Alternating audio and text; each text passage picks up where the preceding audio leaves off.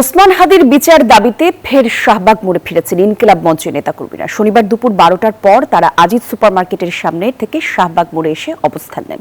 বিএনপির ভারপ্রাপ্ত চেয়ারম্যান তারেক রহমানকে শহীদ ওসমান হাদির কবর জিয়ারতে নির্বিঘ্নে যাওয়ার সুযোগ করে দিতে সকাল 10টার কিছুক্ষণ পর শাহবাগ মোড় থেকে সরে যান ইনকিলাব মঞ্চের নেতাকর্মীরা। বিচার নিশ্চিত না হওয়া পর্যন্ত শাহবাগে অবস্থান করার কথাও জানান তারা। এই মঞ্চ থেকে আমরা আমাদের ভাইয়ের বিচার আদায় করে তারপর বাসায় ফিরবো ইনশাআল্লাহ। সংগ্রামটা অনেক কঠিন, অনেক দীর্ঘ। এটার জন্য ধৈর্য ধরে জ্ঞানের সাথে প্রজ্ঞার সাথে আমাদেরকে লড়তে হবে।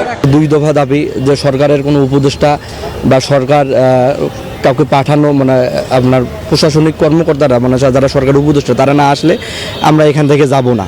দর্শক, একটু আমরা শাহবাগে যেতে চাই। আমাদের সহকর্মী সেখানে আছেন, আমরা আমাদের সহকর্মী তাওহিদুল ইসলামের সঙ্গে যুক্ত হব, শাহবাগের সবশেষ অবস্থা জানবো। একটু তাওহিদ জানাবেন, ইনকিলাব মঞ্চের যে কর্মসূচি তা নিয়ে বিস্তারিত কি তথ্য আপনার কাছে আছে?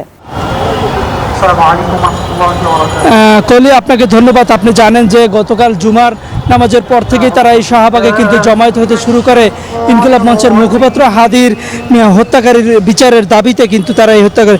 তো আজকে সকাল থেকেই কিন্তু তারা এই শাহবাগ আর কি শুক্রবার রাতভর কিন্তু এই শাহবাগ মোড়েই তারা ছিল। তারপর সকালে যখন শোনা যাচ্ছে যে বিএনপির ভারপ্রাপ্ত চেয়ারম্যান তারেক রহমান হাদির কবর জিয়ারত করতে যাবে, তখন তাকে সহযোগিতা করতে এখান থেকে সরে সুপার মার্কেটের সামনে যে অবস্থান নেয়। এরপরে তারেক রহমান এই শাহবাগ এলাকায় ত্যাগ করার পর কিন্তু তারা আবার শাহবাগে এসে অবস্থান নেয়। আমরা ইনকিলাব মঞ্চের জুমার সঙ্গে কথা বলছিলাম, যিনি ঢাকা বিশ্ববিদ্যালয়ের আহ্বায়কের দায়িত্ব পালন করছেন।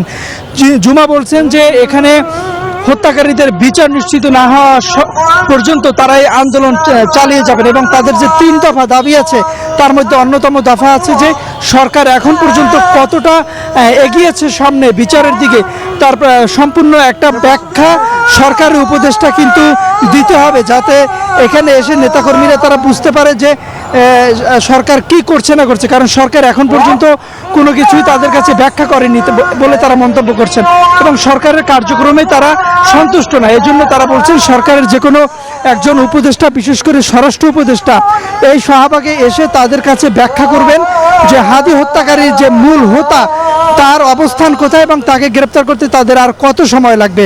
এছাড়া আরেকটু জানিয়ে রাখি, বেলা বাড়ার সঙ্গে সঙ্গে কিন্তু তারা এখানে জমায়েতে মানুষজন আরও বেশি বাড়ছে।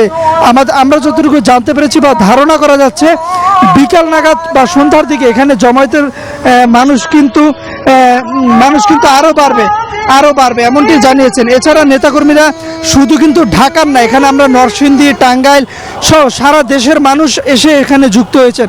তাদের সকলের একটাই দাবি, হাদি হত্যার বিচার নিশ্চিত না হওয়া পর্যন্ত তারা এই শাহবাগ ছেড়ে যাবেন না। তো শাহবাগ থেকে এই ছিল আমার কাছে থাকা সর্বশেষ তথ্য। কলি, ধন্যবাদ আপনাকে তাওহিদ।